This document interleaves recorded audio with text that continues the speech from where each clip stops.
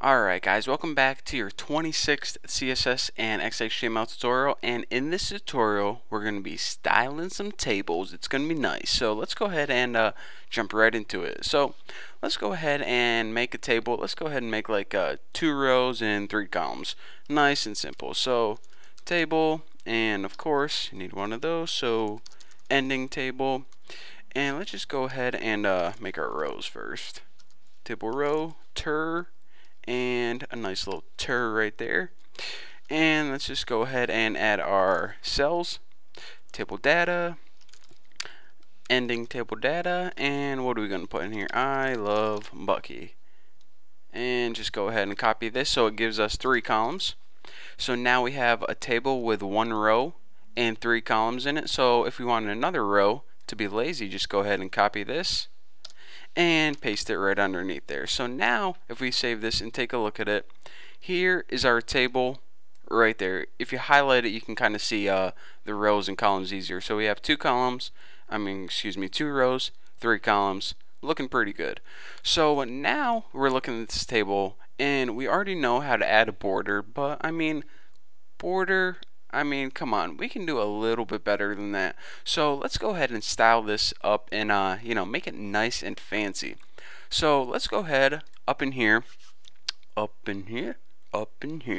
Y'all gonna make me. Alright, anyways, enough of me singing. Let's go ahead and first of all, we wanna style the overall table. And whenever we do this, the entire table is gonna be affected. So later on, well, you'll see what happens later on. So let's go ahead and just give this overall border. We'll use that shortcut so we don't have to define each one individually. Just make it like 3 pixels, solid blue. So let's go ahead and save this, refresh, and see what we got. So now around the entire table we have a border that's 3 pixels, it's solid, and it's blue. Exactly what we expected. But now, what if we want to do something a little bit fancier? What if we want to say, alright, I want to change these rows individually to, I don't know, with a background of yellow or something. And then, even furthermore, I want to take each individual cell and around each individual cell I want to add a border so we have 6 individual box looking things. Well, actually it is possible to do that in CSS, so let me go ahead and show you guys. Let me go through and do that for you guys, and then I want to go over a few things.